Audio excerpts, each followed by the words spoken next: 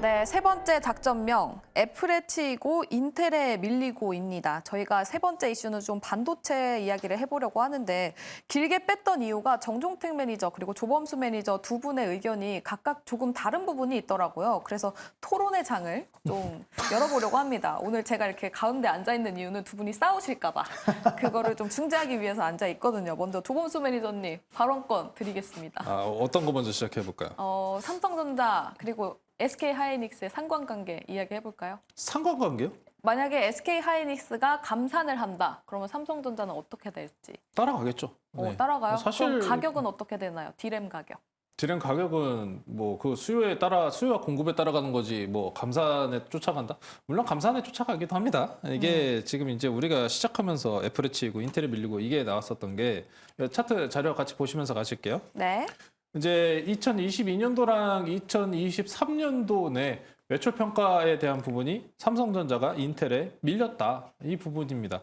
사실 뭐 이거는 저희가 앞에서 여러 차례 좀 다뤄드렸어요. 뭐 삼성전자 같은 경우에 파운드리에 대한 수주권이 TSMC한테 밀렸다는 점도 있고, 이 물론 매출처에 관련된 부분은 파운드리보다는 메모리 쪽에 좀 많이 이제 시중이 되어 있을 텐데, 보시면은 이 성장 2023년도, 22년도, 2023년도의 성장률 보시면은 전반적으로 엔비디아만이 우등한 모습을 보실 수 있어요. 그러다 보니까 엔비디아가 올라간 거고, 그럼 SK 하이닉스는요 같이 가야 되는데 디램이 안 좋았다, 낸드가 안 좋았다. 그렇기 때문에 보시면 됩니다.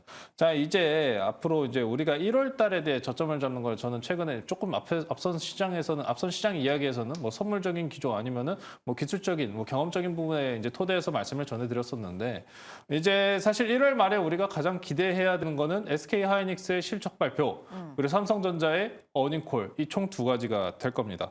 이제 반도체 평가가 이제 갈린다는 이야기를 우리가 했었던 게, 삼성전자 뭐야? 우리가 기대를 했는데 실적 안 좋네요. 지금 이것 때문에 그러는 거잖아요. 네. 별 다를 거 없습니다. 그래서 근데 이거는 제가 예전부터 얘기해왔어요. 감산을 한다고 삼성전자가 적자에서 바로 빠르게 탈출하는 게 아니거든요.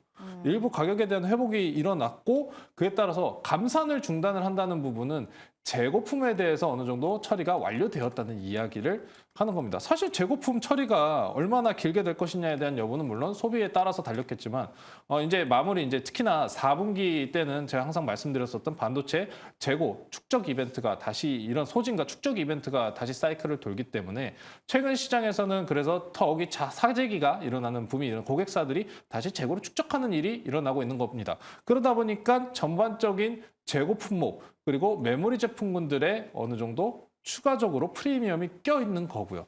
자, 그러면 어느 정도, 그러면 이 정도 프리미엄을 낄 정도라고 이야기를 한다면 어느 폭 정도냐? 4만 원이었던 게 8만 원까지 올라갔다고 보시면 됩니다. 그러면은 삼성전자가 지금 여기서 그럼 그만큼 가격 반등이 일어났다는 거는 사실 100%에 가까운 상승률이지 않습니까? 그러다 보니까 여기서 이제 나뉘는 거예요. 감산을 1분기 할 것이냐, 4분기 할 것이냐. 네. 삼성전자랑 SK 하이닉스 같은 경우에는 전반적으로 1분기나 4분기 때 생산량에 대한 계획을 내놓습니다. 반도체들 같은 경우 특히나 2분기랑 3분기가 가장 호황기입니다. 각 제품군들에 납품하는 기간이기 때문인데, 엔비디아도 이전에 특히나 어닝콜에서 보시면은 2024년도가 가장 실적이 폭발적으로 늘어나는 구간으로 보시면 됩니다. 그러다 보니까 이 엔비디아가 데이터 센터 비중이 늘어나다 보니까, 여기서 그러면 데이터 센터 비중이 늘어나면서 HBM도 팔리고 데이터 센터가 늘어나면 뭐도 늘어날까요? 이 테크에 대한 소비도 늘어난다는 겁니다. 메모리도 늘어나고 CPU도 늘어나고 메인보드도 늘어나고 데이터 센터 다시 제 사이클 순환 연도 주기가 오는구나 라는 얘기를 하는 거기 때문에 삼성전자가 그래서 2분기 못해도 2분기, 3분기 때는 좋은 실적을 회복할 것이다 라는 기대감이 전반적으로 깔려 있는 겁니다. 자, 그러다 보니까 반도체들이 다 나쁜 게 아니에요.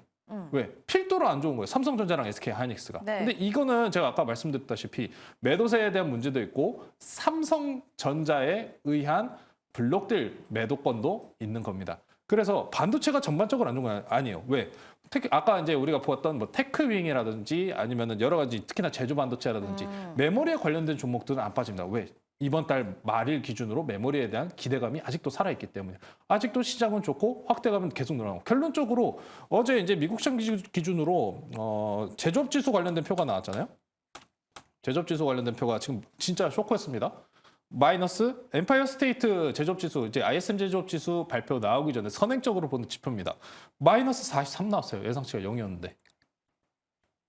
충격이었다는 거죠. 쇼크요. 아. 그래서 이거에 대해서도 평가가 좀 갈립니다. 이거는 왜 이렇게 됐느냐라고 평가를 하면 경기가 안 좋은 건가요? 라는 얘기를 하면서도 이게 AI 때문에 그렇다는 겁니다. AI에 의한 영향이라는 거예요. AI가 대체해버리는 제조업군들이 많다는 얘기이기도 하기 때문에 그럼 결론은 뭡니까? 결론은 AI 반도체인 거예요. 그러다 보니까 지금 어느 정도 기업들 간의 반도체 소비 능력과 그리고 회복 능력 그리고 향후에 투자가 될 구간도 결론적으로는 반도체이기 때문에 이제 1분기와 4분기 때 어느 정도 그럼 총 3가지의 결론을 낼 수 있을 것 같아요. 1분기 때 삼성전자나 SK 하이닉스가 감산을 축소한다. 네. 감산을 중단한다. 그리고 감산을 유지한다. 3가지. 총 3가지로 볼 수 있을 것 같은데 저는 개인적으로 그러니까 감산을 완전히 중단한다는 거는 너무 급변하는 수준이고 시장 내에 우려감이 있다 보니까 저는 개인적으로 감산 축소 쪽에 일부 좀 편향을 하는 편이고요. 이제 어느 정도 지금 삼성전자가 최근에 어떤 발언을 하고 있는가에도 주목을 해보시면 좋을 것 같아요. 이것만 하고 마무리할게요. 삼성전자가 무슨 이야기를 하냐. 최근에 이제 오늘 18일 새벽 3시입니다. 갤럭시 S24, 엑시노스, 그리고 6G 이 2가지 공통점이 뭔지 아십니까? 삼성전자가 다 실패한 섹터입니다. 삼성전자는 그럼 뭘 원하는 걸까요? 실적 개선과 기대와 고객들 간의 신뢰 회복을 원하는 겁니다. 그래서 저는 올해 삼성전자가 우리가 시장의 기대치에 부합하는 그런 발언성들을 굉장히 많이 할 것이라는 기대를 하고 있는 편이기 때문에 조금 더 감산 축소 쪽에 표를 내는 편입니다. 근데 만약 감산 축소가 안 나온다면요? HBM 하니까 어차피 실적은 좋아집니다. 결론 돌고 돌아서 빠지면은 살 거는 반도체밖에 없고 지수가 올라가면은 올라갈 것은 AI와 반도체다. 그게 제 결론입니다. 네, 알겠습니다. 감산과 관련된 뷰를 전반적으로 들어봤고요. 다음 정종택 매니저님께는 이거 여쭤보고 싶어요. HBM과 D램을 이제 좀 따로 봐야 된다라고 네. 보고 계시죠? 네, 맞습니다. 아무래도 지금 이제 조금 전 자료 보여줬지만 지금 이제 엔비디아가 반도체 매출 순위가 12위에서 5위로 급상승을 했습니다. 그 중심엔 당연히 이제 AI 반도체라는 게 있을 텐데요. 역으로 우리나라 기업 중에 AI 반도체라는 걸 표명했지만 그걸로 돈을 벌었던 기업이 있었나요? 한미반도체 같은 경우는 이번 주에 장중에 8% 가까이 주가가 좀 밀렸고요. 한미반도체에 대한 실적 좀 보겠습니다. 보면은 이 돈 잘 버는 엔비디아는 내년 예상 PER이 20배라고 일전에 좀 얘기를 드렸는데 이 회사 같은 경우는 작년 이제 예상 영업이익이 한 260억 정도 되고요. 많이 밀렸죠. 그리고 올해는 다시 한번 1,200 정도 영업이익이 좀 회복될 거라는 기대감, 그리고 1,800억까지 2025년에 가겠다는 건 당연히 HBM에 대한 기대감이 여기 예상 추정치에 컨센서스에 반영이 되어 있는 거겠죠. 근데 보게 되면 2024년 예상 EPS 기준으로도 한미반도체 PER은 46배입니다. 어떻게 보면 엔비디아 같은 경우는 실제적으로 돈을 벌기도 하고 숫자와 넘버스를 보여주는 기업인데 이 기업 같은 경우는 주가가 계속 잘 가고 있고요. 근데 왜 엔비디아 가니까 그거 관련주들을 왜 동반해서 가야 되는지 이건 너무 투자를 쉽게 생각하고 러프하게 생각하는 부분이라 저는 생각을 하고 있습니다. 이 기업이 좋다고 그거 관련된 밸류체인에 있는 기업들이 정말 돈은 버는 시점에 그때부터가 주가가 정당화될 수가 있다는 거죠. 그래서 사실 2차 전지도 마찬가지였어요. 어떻게 보면 기대감으로 투자를 열심히 하고 적자 기업들이 흑자를 전환되면서 작년에 굉장히 큰 시세를 분출했던 거잖아요. 마찬가지입니다. 어떻게 보면 그 이전에 있었던 영업이익을 뛰어넘는 연간 실적들을 올해와 내년에 보여줘야만이 그런 기업들이 높은 실적 대비해서 저평가되어 있던 평가를 받으면서 높은 기대 수익률을 가져갈 수 있습니다. 한미반도체 주가가 10,000원에서 지금까지 많이 올라왔습니다. 나쁘다는 게 아니고요. 실적을 보여줘야만 지금 주가를 정당성을 받을 수 있다는 그 얘기를 좀 드리고 싶었습니다. 그렇게 좀 얘기 드리겠습니다. 오늘 창가 방패 시리즈잖아요. 네. 거기에 그러면은 하실 말씀? 방패 가시죠. 방패 방어합시다. 가봅시다. 방어해볼 텐데 한미반도체 실적 부분은 언제나 예년부터 많이 나온 얘기였어요. 실질적으로 2024년도에 실적이 반영이 될 것이다라는 기대치로 많이 올라갔다 보니까 말씀하셨던 대로 수치상으로는 엄청나게 비싼 가격에 있는 거 사실입니다. 근데 우리가 기대하는 것도 여기 그러면 이런 때 저는 이렇게 말씀을 드리고 싶어요. 2차 전지는 그럼 왜 갔습니까? 2차 전지는 왜 갔나요? 신성장 사업이기 때문에 그래요. 원래 주가는 꿈을 먹고 큽니다. 이제 물론 이 수치적인 부분에서 어느 정도 실적에 따라서 올라가는 종목들도 있습니다. 예를 들어가지고 최근에 오리온 사건이 있었잖아요. 네. 오리온이 왜 빠졌어요? 바이오 매입했는데 바이오 매입하면 더 좋아지는 거 아닌가요? 하지만 왜 오리온의 가치가 희석되기 때문에 빠져버린 거잖아요.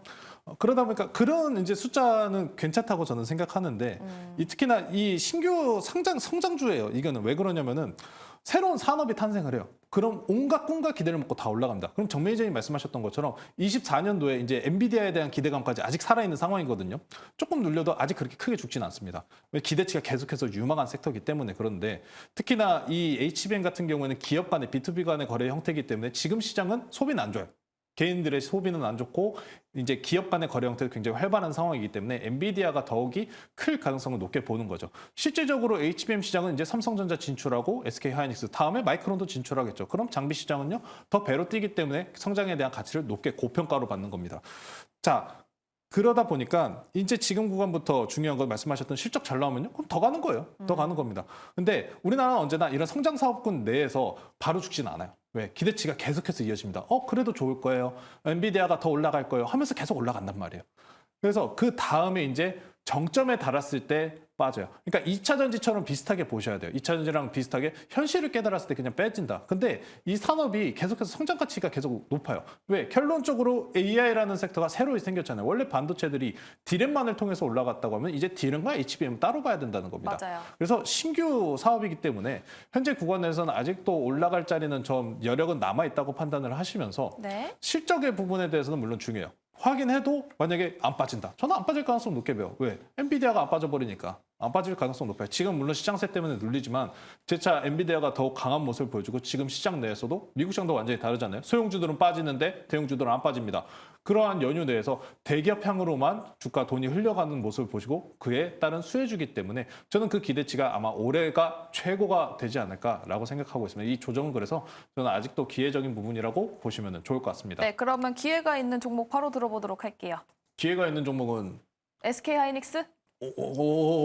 제가 맞췄습니다. 네, 왜냐면 빠르게 진행해야 제 돼가지고. 머릿속을 들어갔다 오시네요. 네, 들어갔다 왔고요. 또 정종택 매니저님은 네, 오늘 저는 주가 잘 지켜준 넥스틴 얘기 드리겠습니다. 넥스틴 알겠습니다. 양쪽으로 반도체, SK하이닉스, 넥스틴까지 이야기 들어봤습니다. 그럼 또 내일장으로 돌격해봐야 되겠죠? 돌격 내일장 넘어가 보도록 할게요.